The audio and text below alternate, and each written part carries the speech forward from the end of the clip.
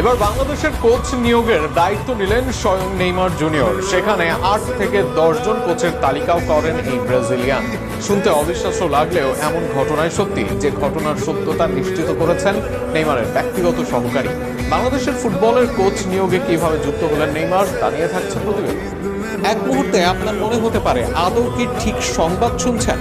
বাংলাদেশের ফুটবল আর নেইমারের আলাদা ভিডিও কি মিশে গেছে একই সাথে, নাকি এলোমেলো হয়ে গেছে সব? বাস্তবিক অর্থে কিছুই হয়নি এলোমেলো। এবার বাংলাদেশ ফুটবলের সাথে আসছেন নেইমার জুনিয়র। বাংলাদেশের কোচ নিয়োগে রাখছেন সরাসরি অবদান, আর এটা নিশ্চিত করেছেন নেইমারের ব্যক্তিগত সহকারী রবিন মিয়া। সাম্প্রতিক সময়ে চুক্তি শেষ হয়েছে বাংলাদেশের সাবেক কোচ হাভিয়ার ক্যাব্রেরা। নতুন করে কোচ নিয়োগ করতে যাচ্ছে বাংলাদেশ। এর মাঝে এসেছে অনেক সিভিও, আবার বাফুফেও আলাপ করছে অনেকের সঙ্গে, আর সেই কাজে বাফুফুকে সাহায্য করছেন নেইমার। নেইমারের এই সাহায্যের কথা স্বীকার করেন তার ব্যক্তিগত সহকারী রবিন মিয়া। নেইমারের সহকারী রবিন মিয়া বাংলাদেশি, যিনি নিয়মিত যুক্ত থাকেন দেশের ফুটবলে। সেই রবিন মিয়াকে সাম্প্রতিক সময়ে এক ভিডিওতে জিজ্ঞাসা করা হয় কোচ নিয়োগে সে কোনো সাহায্য করতে পারবে কিনা।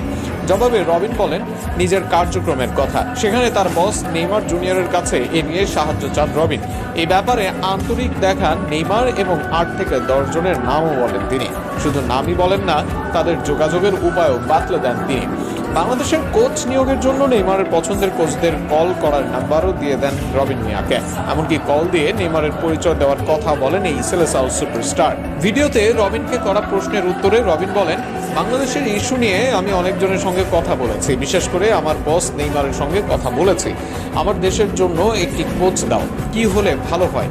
একসঙ্গে তিনি আমাকে ৮ থেকে ১০ জন কোচের পরামর্শ দিয়েছেন।